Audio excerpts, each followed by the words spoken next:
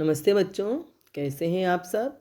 आज हम कक्षा 11 है हिंदी साहित्य की पाठ्य पुस्तक अंतरा से गद्य पाठ उसकी माँ का अध्ययन करेंगे, जिसके लेखक हैं पांडेय बेचन शर्मा उग्र। दो वीडियो इसके हम पढ़ चुके हैं, देख चुके हैं। अब ये अंतिम अंश है। उधर उन लड़कों की पीठ पर कौन था? प्रायः कोई नहीं। उसकी माँ पाठ में आप अध्ययन कर चुके हैं कि लाल और उसके जो मित्र थे वे देशभक्त थे, ब्रिटिश सत्ता के विद्रोही थे और उन्हें पुलिस द्वारा पकड़ लिया गया था और उन पर मुकदमा चला वर्ष भर। उधर उन लड़कों की पीठ पर कौन था? उन लड़कों की पीठ पर किसका हाथ था? उनका कोई सहारा नहीं था, किसी का उनके सर पर हाथ नहीं था। जमींदार चाचा जो थे, जो उनसे प्रेम करते थे, सहानुभूति रखते थे लाल से, लेकिन फिर भी वे अपनी जमींदारी या अपनी सुख सुविधा को किसी भी तरह से खतरे में नहीं डालना चाहते थे, इसलिए उन्होंने उनसे बिल्कुल किनारा कर लिया था। किसी भी तरह की मदद करने की उनकी कोई भावना थी ही नहीं, क्योंकि अगर वो उनका साथ देते किसी भी रूप में, प्रत्यक्ष अप्रत्यक्ष रूप से, तो सरकार उन्हें भी षड्यंत्रकारी या राजद्रोही समझकर गिरफ्तार कर सकती थी। तो लेखक महोदय कह रहे हैं कि उनकी पीठ पर कौन था? सिवाय माँ के उनका कोई सहारा नहीं था, प्रायः कोई नहीं। सरकार के डर के मारे पहले तो कोई वकील ही उन्हें नहीं मिल रहा था, फिर एक बेचारा मिला भी तो नहीं का भाई। सरकार के डर से पहले तो कोई वकील ही उन्हें नहीं मिल रहा था, कोई वकील क्यों उनकी वकालत करेगा, क्यों उनकी पैरवी करेगा। फिर एक बेचारा मिला, फिर कोई मिल गया तो वह भी नहीं का भाई, मतलब नहीं के बराबर। हाँ, उनकी पैरवी में सबसे अधिक परेशान वह बूढ़ी रहा करती। उनकी पैरवी के लिए, उनकी वकालत के लिए सबसे अधिक परेशान उनकी बूढ़ी माँ जानकी रहा करती।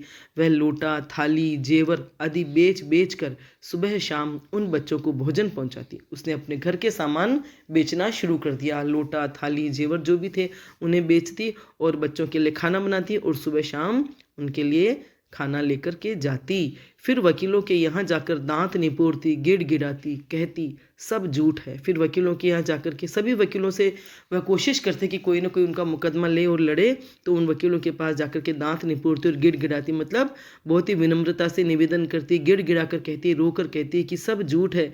न जाने कहाँ से पुलिस वालों ने ऐसी ऐसी चीज़ें हमारे घरों से पैदा कर दी है। सही है, क्योंकि उसके घर में अगर ऐसा सामान होता था क्या उसे पता नहीं चलता। लेकिन पुलिस जिसको फंसाना चाहती है उसके घर में ऐसी चीज़ें भी अपने आप वो इकट्ठा कर लेती हैं या रख देती है, ताकि उनको निकाल करके बाद में कह सके कि इनके घरों से ये मिला। तो उसने भी कहा, बूढ़ी माँ ने, जानकी ने कहा कि सब झूठ है। न जाने कहाँ से पुलिस वालों ने ऐसी ऐसी चीज़ें हमारे घरों से पैदा कर दी है। वे लड़के केवल बातों नहीं कि वे लड़के तो केवल बातें करते हैं, गप्पे लगाते हैं, यूं ही बकते हैं। हाँ, मैं भगवान का चरण छूकर कह सकती हूँ, तुम जेल में जाकर देख आओ वकील बाबू, भला फूल से बच्चे हत्या कर सकते हैं। और वह कहती कि मैं भगवान की कसम खाकर कह सकती हूँ, भगवान के चरण छूकर कह सकती हूँ कि मेरे बच्चे कितने फूल जैसे हैं, कैसे कोमल हैं, मासूम हैं, निर्दोष है। तुम जेल में जाकर देखाओ, क्या ऐसे बच्चे किसी की हत्या कर सकते हैं? उसका तन सूख कर कांटा हो गया। तन सूख कर कांटा हो जाना, बहुत दुबला हो गया, बहुत क्षीण हो गया उसका शरीर। तन मने शरीर, सूख कर कांटा होना, मतलब क्योंकि उसका खाना पीना सब छूट गया था अपने बच्चों के गम में, अपने बच्चों के लिए। और वह उन्हें तो खिला पिला करके हष्ट पुष्ट और स्वस्थ कर रही थी, लेकिन खुद भूखी रह करके कांटा हो गई। कमर झुककर धनुष सी हो गई। धनुष का जैसा आकार होता है ना, आगे और पीछे से झुका हुआ और बीच में से सीधा, तो वैसा ही उसका शरीर हो गया। सर झुक गया, कमर और पीठ निकल गई तो कमर झुक गई और धनुष के समान हो गई। आंखें निस्तेज, आंखों की सारी चमक हो गई, आंखों की रोशनी भी धीरे धीरे जाने लगी और आंखें एकदम फीकी पड़ गई, चमक हो गई। मगर उन बच्चों के लिए दौड़ना, हाय हाय करना उसने बंद न किया। हर तरह से उसकी ताकत और क्षमताओं ने जवाब दे दिया, शारीरिक क्षमता ने, लेकिन फिर भी बच्चों के लिए वह दौड़ती और हाय हाय करती, मतलब बच्चों के लिए पूरी भाग दौड़ करती। खाना बना के खिलाना, वकीलों के चक्कर लगाना, कभी कभी सरकारी नौकर, पुलिस या वार्डन झुंझलाकर उसे झिड़क देते, धकिया देते, और वह सबसे कुछ न कुछ फरियाद करती थी, कुछ न कुछ कहती रहती थी बच्चों के लिए। तो जो सरकारी नौकर थे, पुलिस या वार्डन, वो झुंझलाकर उसे झिड़क देते, डांट देते, डपट देते या धक्का मार के हटाने की कोशिश करते। धकिया देते मने धक्का देते। उसको अंत तक यह विश्वास रहा कि यह सब पुलिस की चालबाजी है, और उसे अंत तक यही उसके दिमाग में विश्वास रहा कि यह सब पुलिस की चालबाजी है, कि पुलिस ने चाल और षड्यंत्र के द्वारा मेरे बच्चे और उसके दोस्तों को फंसाया है, जबकि मेरे बच्चे निर्दोष हैं। अदालत में जब दूध का दूध और पानी का पानी किया जाएगा, दूध का दूध और पानी का पानी माने सच को सच और झूठ को झूठ बताया जाएगा, जो भी है न्याय किया जाएगा, तब वे बच्चे जरूर बेदाग छूट जाएंगे, तब उसके बच्चे निष्कलंक और निर्दोष साबित होंगे। दूध का दूध और पानी का पानी करना माने सही न्याय करना, सही फैसला करना, सही निर्णय करना। फिर उसके घर में लाल के साथ आएंगे, वे सब बच्चे निर्दोष छूट जाएंगे और उसके घर में वापस लाल के साथ आएंगे और उसे माँ कहकर पुकारेंगे। वह यही ख्वाब देख रही थी, यही सपना देख रही थी कि मेरे बच्चे निर्दोष हैं और आखिर एक दिन वे सब छूट जाएंगे और घर आएंगे। मगर उस दिन उसकी कमर टूट गई, जिस दिन ऊंची अदालत ने भी लाल को, उस बंगड़ लठैत को तथा 2 और लड़कों को फांसी और 10 को 10 वर्ष से 7 वर्ष तक की कड़ी सजाएं सुना दी। लेकिन उसकी सारी आशाएं धूमिल हो गई, उसकी कमर टूट गई, सारा होश उसका खत्म हो गया, सारी जो उमंग थी वो खत्म हो गई। कमर टूट गई मतलब जैसे उस पर पहाड़ टूट पड़ा, सारी क्षमता खत्म हो गई, उसकी शक्ति ने जवाब दे दिया। जिस दिन इस ऊंची अदालत ने लाल को और उसके उस बंगड़ लठैत को, जो उसकी माँ को भारत माता पुकारता था, और 2 और मित्रों को फांसी की सजा सुनाई और 10 मित्रों को 7 से 10 साल तक की कड़ी सजा सुना दी, वह अदालत के बाहर झुकी खड़ी थी। अदालत के बाहर वह झुकी खड़ी थी क्योंकि वृद्धावस्था थी और साल भर में सूख कर कांटा हो गई थी, शरीर पूरा क्षीण हो चुका था। बच्चे बेड़ियां बजाते मस्ती से झूमते बाहर आए, लेकिन उसके बच्चे जो थे वे अपनी बेड़ियां, जिन हथकड़ियों और बेड़ियों में वे जकड़े हुए थे, उन्हें बजाते हुए मस्ती से झूमते हुए बाहर आए। सबसे पहले उस बंगड़ की नज़र उस पर पड़ी और सबसे पहले उस मस्त मुल्ला बंगड़ दोस्त की नज़र माँ पर पड़ी। माँ, वह मुस्कुराया, वह मुस्कुरा कर बोला, माँ, अरे हमें तो हलवा खिला खिला कर तूने गधे सा तगड़ा कर दिया है, ऐसा कि फांसी की रस्सी टूट जाए और हम अमर के अमर बने रहें, मगर तू स्वयं सूख कर कांटा हो गई है। क्यों पगली, तेरे लिए घर में खाना नहीं है क्या? तो वह मुस्कुरा कर बोला, क्योंकि वो मस्त मौला और हंसोड़ था, तो उसने कहा, अरे तूने तो हमें हलवा खिला खिला कर गधे जैसा तगड़ा कर दिया है, और इतना तगड़ा कर दिया कि फांसी की रस्सी भी टूट जाएगी और हम अमर के अमर बने रहेंगे, लेकिन तू खुद सूख कर कांटा हो गई। क्या तुझे घर में खाना नहीं मिलता? खाना नहीं मिला? वह अभी भी हंस करके ही उससे बातें कर रहा था। और वे सारे मित्र कितने मस्ती में थे, मतलब उन्हें फांसी की सज़ा मिल चुकी थी, लेकिन वे कितनी मस्ती में थे, कितनी खुशी में थे कि उन्हें उस बात का तो कोई दुख ही नहीं था, और अपनी माँ से भी वे हंसी मजाक कर रहे थे। यहाँ देखकर आपको उन क्रांतिकारियों और देशभक्तों की याद आ सकती है जिनमें भगत सिंह, चंद्रशेखर आज़ाद, सुखदेव वगैरह का नाम आता है, कि वे भी ऐसे ही मस्त मौला और अपनी मस्ती में रहने वाले देशभक्त थे, और ये बच्चे भी उन्हीं की समानता कर रहे थे। माँ, उसके लाल ने कहा, लाल ने मतलब उसके बेटे ने कहा, तू भी जल्द वहीं आना जहाँ हम लोग जा रहे हैं, यहाँ से थोड़ी ही देर का रास्ता है माँ, एक सांस में पहुँचेगी, वहीं हम स्वतंत्रता से मिलेंगे, तेरी गोद में खेलेंगे, तुझे कंधे पर उठाकर इधर से उधर दौड़ते फिरेंगे, समझती है, वहाँ बड़ा आनंद है। तो और उसके बच्चे ने कहा, लाल ने, कि माँ तू भी वहीं आ जाना जहाँ हम लोग जा रहे हैं, मतलब फांसी की सज़ा उन्हें मिली हुई थी और आज वे जीवन से मुक्त होने जा रहे थे।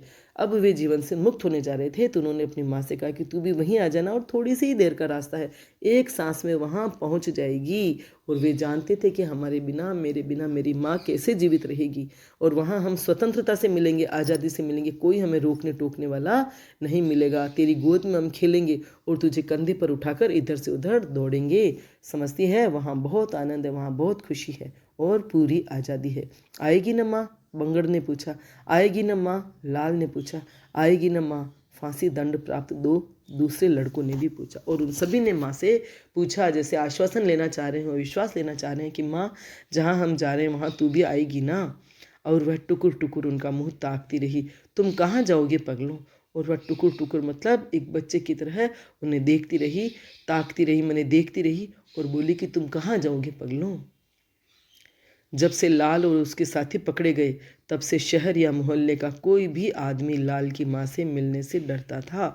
जब से लाल और उसके साथी पकड़े गए थे, जब से वे गिरफ्तार हुए थे, तब से शहर या मोहल्ले का कोई भी व्यक्ति उनसे मिलना नहीं चाहता था और मिलने से डरता था। उसे रास्ते में देखकर जाने पहचाने बगले झाँकने लगते, और वह रास्ते में भी कहीं किसी से टकरा जाती या सामने पड़ जाती तो वे बगले झाँकने लगते, मतलब इधर उधर देखने लगते, लेकिन न तो उससे नज़र मिलाते न उससे बात करने की कोशिश करते, और फिर डरते कि कहीं वह ही बात न करने लग जाए। और वे क्यों डरते थे? क्योंकि उससे बात करते हुए देखेंगे, उससे सहानुभूति जताते हुए देखेंगे तो जो ये विदेशी सरकार है, ब्रिटिश सरकार है, वह भी उन्हें उनका साथी समझ करके कहीं पकड़ न ले, गिरफ्तार न कर ले। मेरा स्वयं अपार प्रेम था उस बेचारी बूढ़ी पर, मगर मैं भी बराबर दूर ही रहा। कौन अपनी गर्दन मुसीबत में डालता विद्रोही की माँ से संबंध रखकर। जमींदार चाचा कह रहे हैं कि मेरा खुद उन पर अपार प्रेम था, लाल और उसकी माँ पर बहुत स्नेह था, और उस बेचारी बूढ़ी पर अपार प्रेम था, लेकिन मैं बराबर दूर ही रहा। लेकिन मैं जब से वह गिरफ्तार हुआ था लाल, तब से उससे दूर ही रहा। क्यों अपनी गर्दन मुसीबत में डालता उसकी माँ से संबंध रखकर, विद्रोही की माँ से संबंध रखकर, या विद्रोही की माँ को किसी भी तरह की सहायता करके या उससे बातचीत करके मैं क्यों अपनी गर्दन को मुसीबत में डालता? मैं भी क्यों गिरफ्तार होने के चक्कर में पड़ता या सरकार से सजा प्राप्त करता? उस दिन ब्यालू करने के बाद कुछ देर के लिए पुस्तकालय वाले कमरे में गया। ब्यालू मने रात का खाना खाने के बाद वह पुनः पुस्तकालय में गया, किसी महान लेखक की कोई महान कृति क्षण भर देखने के लालच से। इच्छा हो रही होगी कि कुछ पढ़ूं, इसलिए किसी महान लेखक की महान रचना को क्षण भर के लिए ही देखने के लालच से वह पुस्तकालय में गए। जमींदार चाचा, मैंने मैगजीन की एक जिल्द निकालकर उसे खोला। पहले ही पन्ने पर पेंसिल की लिखावट देखकर चौंका। और उन्होंने मैगजीन की एक पुस्तक निकाली, उसे खोली तो पहले ही पृष्ठ पर, पहले ही पेज पर पेंसिल की कोई लिखावट थी, जिसे देखकर वह चौंके, क्योंकि ध्यान देने पर पता चला वे लाल के हस्ताक्षर थे। मुझे याद पड़ गई 3 वर्ष पूर्व उस पुस्तक को मुझसे मांगकर उस लड़के ने पढ़ा था। और ध्यान से जब उन्होंने उस लिखावट को देखा तो समझ में आया कि वे लाल के हस्ताक्षर थे। तब उन्हें याद आया कि 3 साल पूर्व उसने ये किताब मुझसे ली थी। पूर्व मैंने 3 साल पहले उसने यह पुस्तक मुझसे ली थी और पढ़ी थी। तब उसने साइन उस पर कर दिए होंगे। एक बार मेरे मन में बड़ा मोह उत्पन्न हुआ उस लड़के के लिए, और उसके हस्ताक्षर देखकर, उसके लिखावट देखकर के उनके मन में उसके प्रति बहुत ही स्नेह और बहुत ही प्यार उमड़ा। उसके पिता रामनाथ की दिव्य और स्वर्गीय तस्वीर मेरी आंखों के आगे नाच गई, और उसके पिता रामनाथ की दिव्य और स्वर्गीय मतलब बहुत ही सुंदर तस्वीर मेरी आंखों के आगे नाच गई। इसका मतलब उनके पिता भी बड़े ही दिव्य पुरुष थे। जैसा देशभक्त बेटा था तो देशभक्त माता पिता थे, ऐसे ही माता पिता की औलाद या ऐसे ही माता पिता की संतान इतनी देशभक्त, इतनी पवित्र और इतनी निर्मल हो सकती है। तो जमींदार चाचा कह रहे हैं कि उसके पिता की दिव्य तस्वीर मेरी आंखों के आगे नाच गई, मतलब मेरी आंखों के आगे घूम गई। लाल की माँ पर उसके सिद्धांतों, विचारों या आचरणों के कारण जो वज्रपात हुआ, उसकी एक ठेस मुझे भी उसके हस्ताक्षर को देखते ही लगी।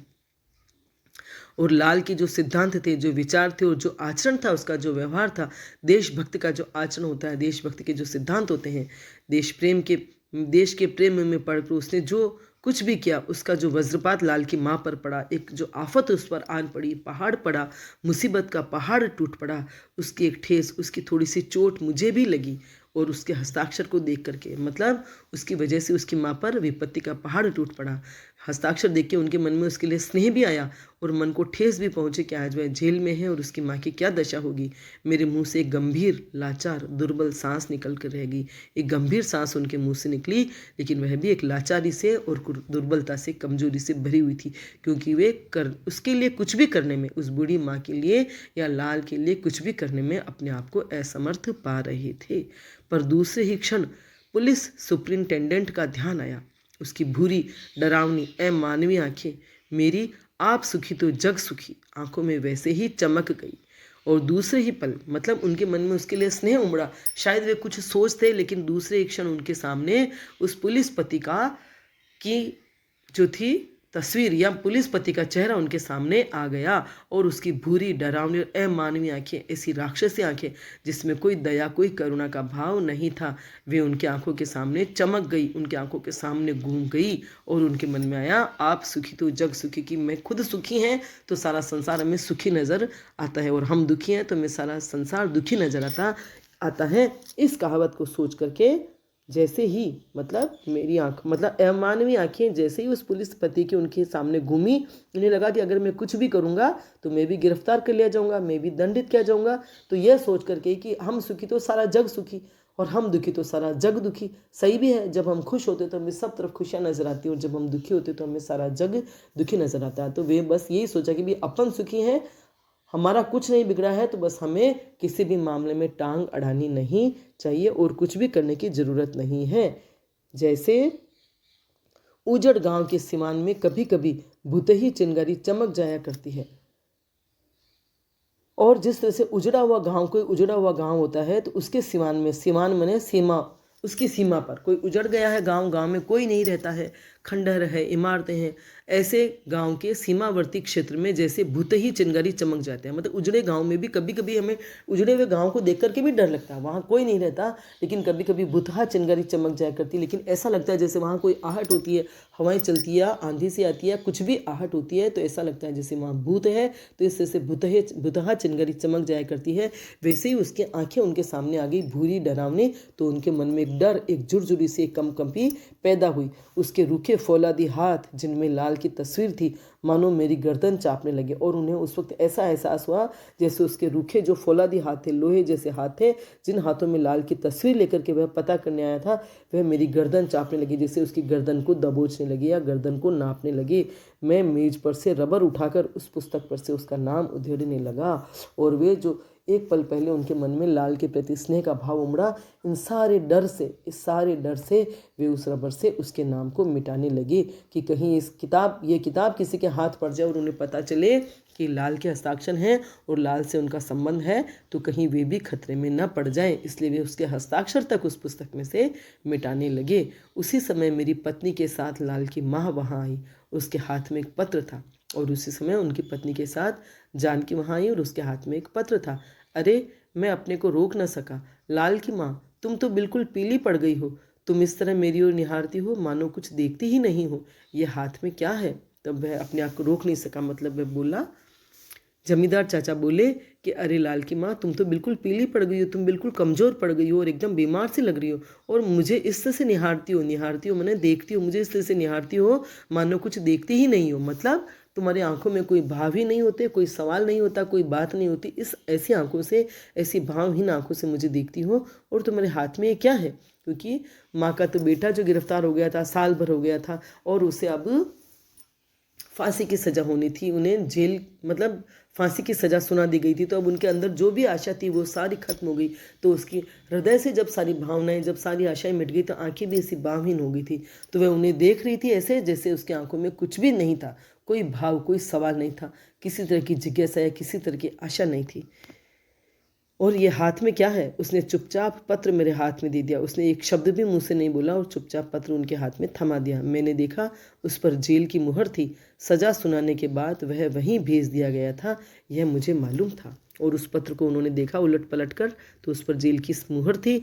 मतलब उन्हें फांसी की सज़ा सुनाने के बाद उनके परिवारजनों को सूचना देने के लिए भेज दिया जाता है वह पत्र, तो वह वहीं भेज दिया गया था, मतलब जानकी के पास भेज दिया गया था। मैं पत्र निकालकर पढ़ने लगा। वह उसकी अंतिम चिट्ठी थी। मैंने कलेजा रूखा कर उसे जोर से पढ़ दिया। उन्होंने भी अपना कलेजा मजबूत करके, और जैसे कोई भावनाएं नहीं है इस तरह से रूखा करके उन्होंने उस चिट्ठी को जोर से पढ़ दिया, ताकि उसकी माँ उसे आराम से सुन सके। माँ, जिस दिन तुम्हें यह पत्र मिलेगा उसके सवेरे मैं बाल अरुण के किरण रथ पर चढ़कर उस ओर चला जाऊंगा। उस पुत्र ने लिखा था कि माँ, जिस दिन तुम्हें यह चिट्ठी मिलेगी, जिस वक्त तुम्हें यह चिट्ठी मिलेगी, उससे पहले ही, उस सवेरे ही मैं बाल अरुण के किरण रथ पर, बाल अरुण मने उगता हुआ सूर्य, जब सूर्य उदित होता ही है तो बाल रूप होता है जैसे सूर्य का, इसलिए कहा है बाल अरुण के किरण रथ पर, उगते हुए सूर्य की किरणों के रथ पर सवार होकर मैं उस ओर चला जाऊंगा, मैं क्षितिज के उस पार चला जाऊंगा। मैं चाहता तो अंत समय तुमसे मिल सकता था, मैं अगर चाहता तो मैं अंतिम समय में मैं तुमसे मिल भी सकता था, लेकिन इससे क्या फ़ायदा, लेकिन इससे क्या हासिल होता? मतलब तुम भी कमज़ोर पड़ती और मैं तुम्हारे दुख से कमज़ोर पड़ता। मुझे विश्वास है तुम मेरी जन्म जन्मांतर की जननी ही रहोगी। मुझे यह विश्वास है कि तुम इस जन्म में तो मेरी माँ हो, आने वाले जन्मों में भी तुम ही मेरी माँ रहोगी। मैं तुमसे दूर कहाँ जा सकता हूँ माँ? जब तक पवन सांस लेता है, सूर्य चमकता है, समुद्र लहराता है, तब तक कौन मुझे तुम्हारी करुणामयी गोद से दूर खींच सकता है। वह बोला कि मैं तुमसे दूर कहाँ और कैसे जा सकता हूँ। हमेशा तुम मेरी माँ थी, हो और रहोगी। और जब तक यह पवन सांस लेता है, जब तक इस सृष्टि में हवा चल रही है, सूर्य चमक रहा है और समुद्र लहरा रहा है, तब तक कोई मुझे तुम्हारी गोद से दूर नहीं खींच सकता है। मतलब जब तक यह सृष्टि कायम है, मेरा और तुम्हारा जो माँ पुत्र का संबंध है वह भी कायम है और रहेगा। दिवाकर थमा रहेगा, अरुण रथ लिए जमा रहेगा। मैं, बंगड़, वह, यह सभी तेरे इंतजार में रहेंगे। दिवाकर, यह सूर्य रुक जाएगा और उसका रथ रुक जाएगा, जमा रहेगा, क्योंकि मैं, बंगड़ और मेरे मित्र तेरा इंतज़ार वहाँ करेंगे जहाँ हम जा रहे हैं। मतलब उस लाल को भी विश्वास था कि हमारे जाने के तत्काल बाद हमारी माँ भी हमसे आकर मिल जाएगी। हम मिले थे, मिले हैं, मिलेंगे। हाँ माँ, तेरा लाल। हम मिले थे, मिले हैं और मिलेंगे। माँ, तेरा लाल, तेरा बेटा। इस तरह से भावुकता से भरी हुई चिट्ठी उस पुत्र ने अपनी माँ को लिखी। कांपते हाथ से पढ़ने के बाद पत्र को मैंने उस भयानक लिफाफे में भर दिया।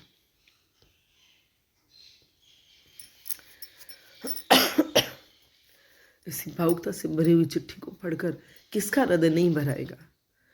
जमींदार चाचा ने भी कांपते हाथों से उस पत्र को पढ़ करके उसे उस भयानक लिफाफे में भर दिया। मतलब जिस लिफाफे में वह चिट्ठी आई थी, वापस उस लिफाफे में उसे रख दिया। मेरा दिल भी इसको पढ़ करके बहुत भारी हो रहा है। मेरी पत्नी की विकलता हिचकियों पर चढ़कर कमरे को करुणा से कंपाने लगी।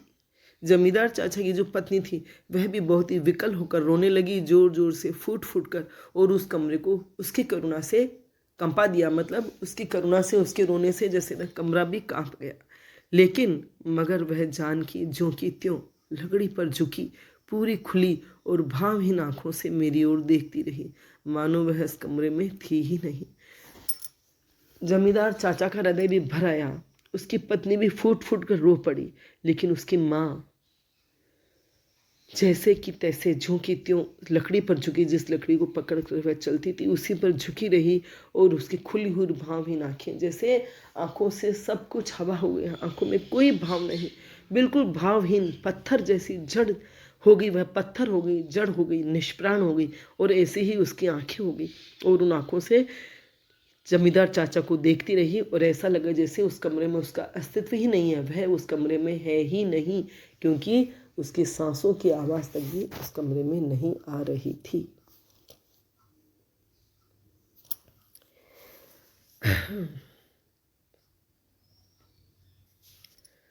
क्षण भर बाद हाथ बढ़ाकर मौन भाषा में उसने पत्र मांगा, और पल भर बाद ही हाथ बढ़ाकर कुछ बोला नहीं उसने। मौन भाषा मतलब बिल्कुल खामोश रह कर के ही, कुछ बोला नहीं और पत्र मांगा। हाथ बढ़ाने का मतलब ही था कि ये पत्र मुझे दे दो।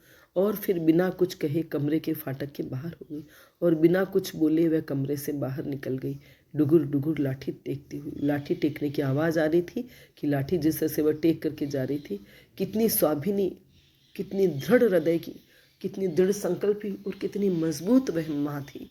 उसने एक शब्द भी नहीं बोला, एक आंसू भी उसकी आंख से न निकला, और न उस जमींदार चाचा से उसने कुछ भी मदद मांगी। इतनी सरल और मासूम होते हुए वह कैसे समझ गई कि मेरे बेटे की मदद वह व्यक्ति कर ही नहीं सकता, क्योंकि उसने देखा था, उस माँ ने देखा था उस बेटे और जमींदार चाचा में बहस होते हुए। तो कितनी गहरी समझ थी उनकी कि उन्हें उससे कोई आशा भी नहीं थी कि उन्होंने किसी भी तरह की सहानुभूति या हमदर्दी की आशा उस व्यक्ति से रखी हो, और वह चुपचाप वहाँ से चली गई। इसके बाद शून्य सा होकर मैं धम से कुर्सी पर गिर पड़ा। लेखक को भी अपार दुख हुआ इस बात से कि उस लाल को फांसी की सजा मिली है, इसलिए वह भी शून्य सा होकर, एकदम जड़ होकर वह भी एक कुर्सी पर गिर पड़ा। माथा चक्कर खाने लगा।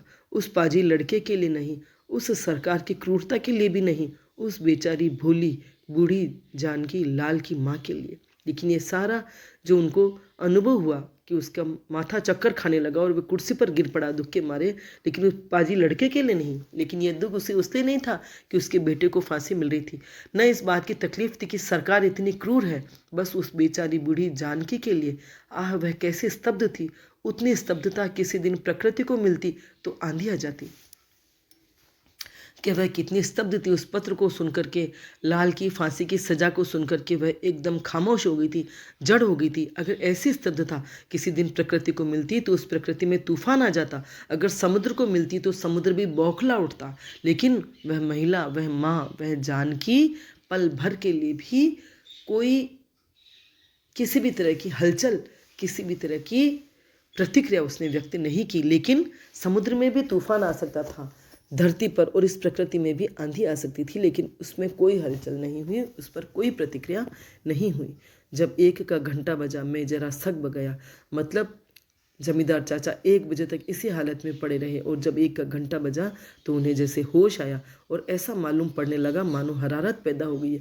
दुख और दर्द के मारे जैसे उन्हें बुखार सा महसूस हुआ, शरीर में पीड़ा हुई, माथे में, छाती में, रग रग में उन्हें बुखार और तकलीफ महसूस हुई।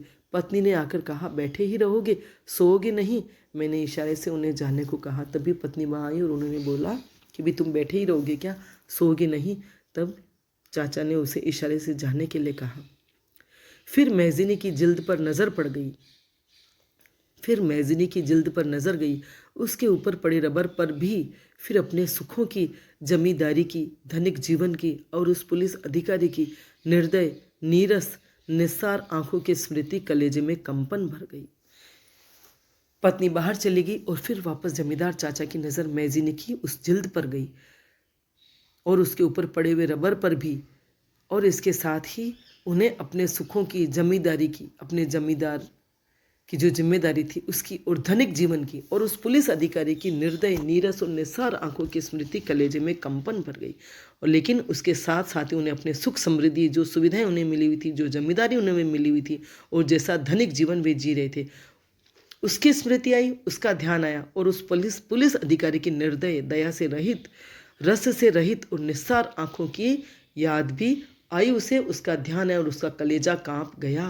मतलब वह बच्चे से उसके लिए मन में मोह उमड़ रहा था, उसकी माँ के लिए मन में तकलीफ आ रही थी, सहानुभूति आ रही थी, जैसे उसका मन तो चाह रहा था कि वह उनके लिए कुछ कर सके, लेकिन वह इतना कमज़ोर हृदय का व्यक्ति था, इतना कमज़ोर व्यक्ति था, इतना सुविधाभोगी, इतना स्वार्थी कि अपनी सुख सुविधाओं को वह दांव पर नहीं लगाना चाहता था, अपनी जमींदारी को नष्ट नहीं करना चाहता था।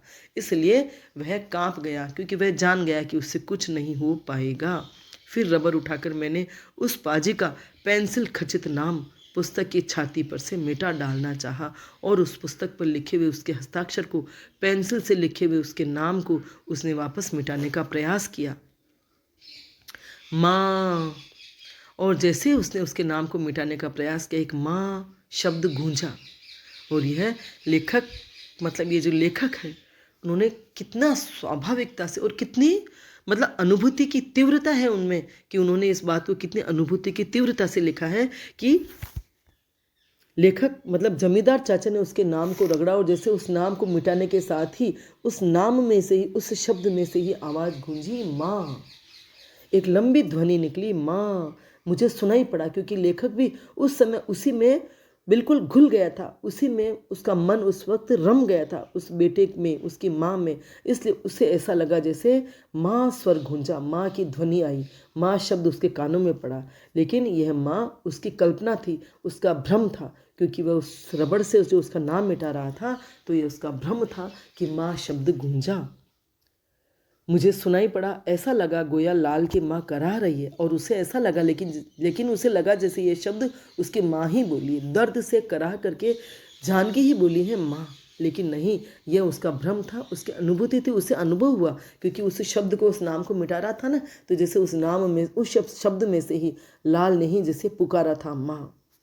मैं रबर हाथ में लिए दहलते दिल से खिड़की की ओर बढ़ा और रबर हाथ में लेकर के वह दिल दहलते हुए, मतलब बहुत कांपते हुए खिड़की की ओर बढ़ा कि जैसे उसकी माँ पुकार रही है। लाल के घर की ओर कान लगाने पर सुनाई न पड़ा, इसलिए क्योंकि लाल की माँ ने पुकारा ही नहीं था। तो लाल के माँ घर की ओर जब उसने कान लगाए तो कुछ ऐसा शब्द, कुछ ध्वनि सुनाई नहीं पड़ी। मैं सोचने लगा भ्रम होगा, वह अगर कराहती होती तो एक आध आवाज़ और अवश्य सुनाई पड़ती, क्योंकि अगर जानकी कराह रही होती तो उसकी आवाज़ और सुनाई पड़ती, क्योंकि एक शब्द बोल करके वह नहीं रह जाती, कुछ और बोलती। लेकिन चूंकि यह भ्रम था, सच यही था कि वह शब्द मिटा रहा था और उस शब्द से ही उसे यह भ्रमित हुआ, यह भ्रम हुआ, जैसे उस शब्द में से ही यह ध्वनि निकली, जैसे लाल ने ही पुकारा हो, माँ। वह कराहने वाली औरत है भी नहीं। वह उसे इतने सालों से जानता था, उसके संकल्प शक्ति को, उसके हृदय की मजबूती को, उसके स्वाभिमान को। वह जानता था कि वह कराने वाली औरत नहीं है। रामनाथ के मरने पर भी उस तरह नहीं घिघियाई जैसे साधारण स्त्रियां ऐसे अवसरों पर तड़पा करती है। जब रामनाथ की मृत्यु हुई तब भी वह ऐसे रोई चिल्लाई नहीं, या ऐसे घिघियाई नहीं, ऐसे मिमियाई नहीं, ऐसे गिड़गिड़ाई नहीं जैसे कि साधारण स्त्रियां, साधारण महिलाएं अपने पति की मौत पर तड़पती है, रोती है, चिल्लाती है। वैसी कोई भी हरकत, कोई भी प्रतिक्रिया, कोई भी क्रिया उसने नहीं की थी। इसलिए वह कराहने वाली साधारण औरत नहीं है। जबकि जमींदार चाचा कितना साधारण, कितना कमजोर मानसिकता का व्यक्ति था कि उसने इन माँ और पुत्र की ऐसी देशभक्ति, इतनी मजबूती, इतना दृढ़ निश्चय देखा, लेकिन फिर भी उसके मन में उनको लेकर कोई प्रेरणा नहीं आई, कोई उसके हृदय में कोई भावना नहीं हुई कि मैं क्या कर रहा हूँ या मुझे क्या करना चाहिए। मैं पुनः सोचने लगा, वह उस नालायक के लिए क्या नहीं करती थी।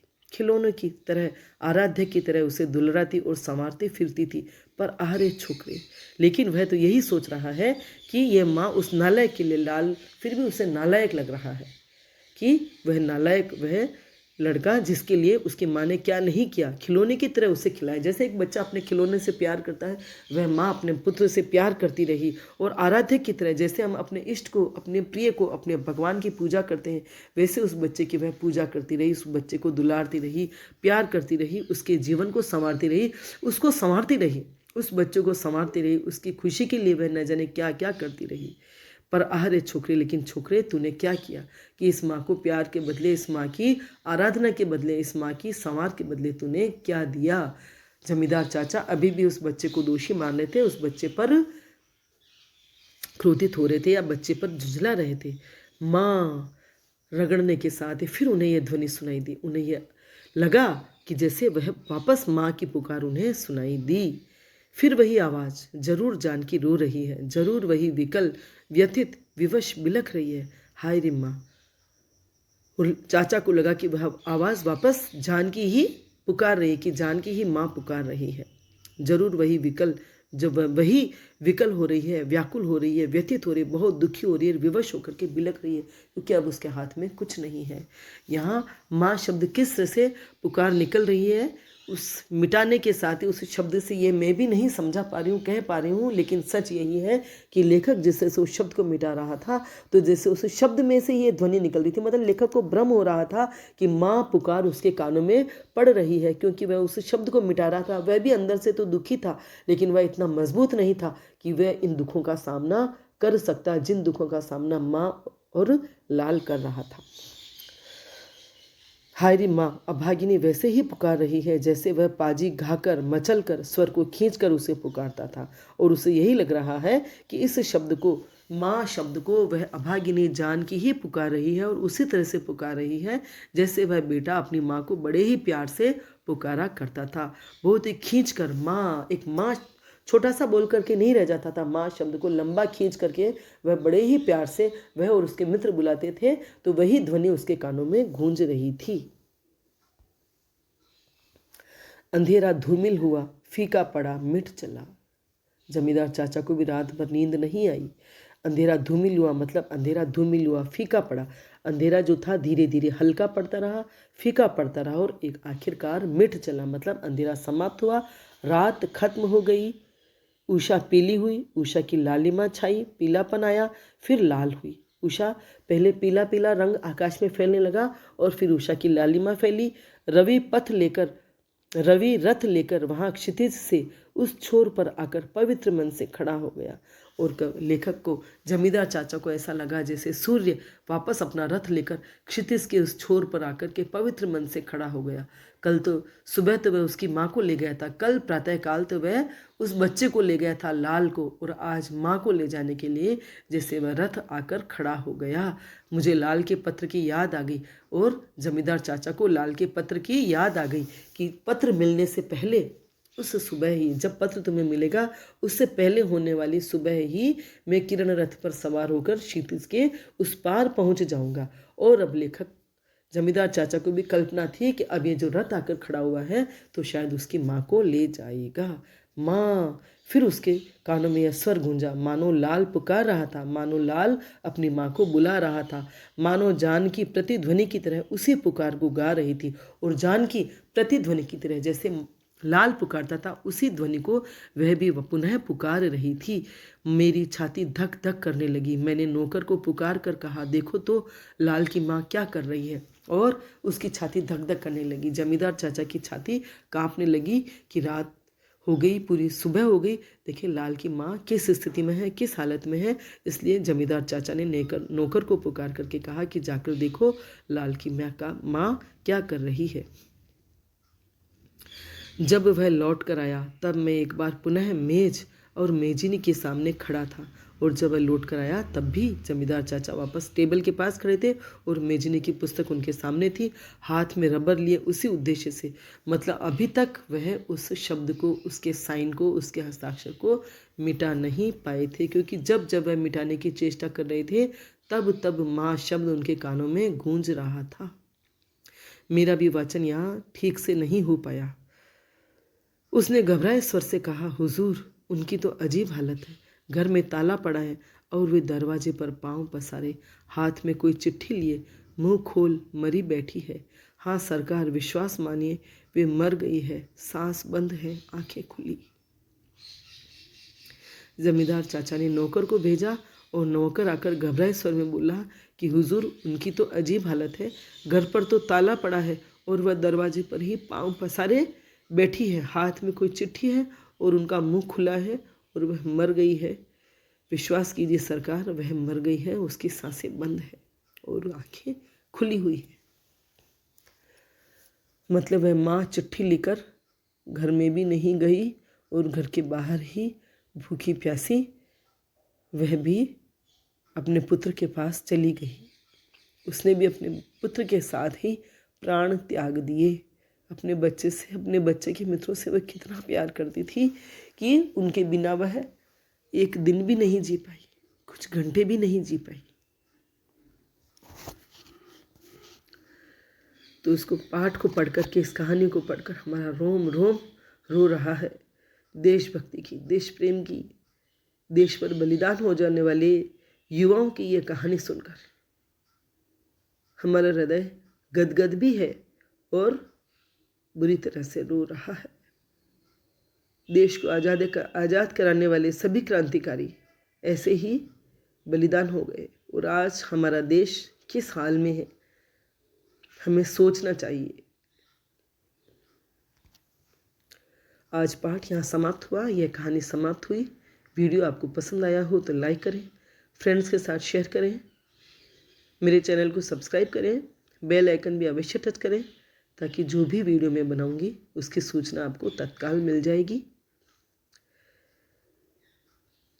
प्रश्नोत्तर हम अगले वीडियो में करेंगे। कहानीकार ने जितनी मार्मिकता से यह कहानी लिखी है, उतनी ही मार्मिकता से यह हमारे दिल को छू गई है।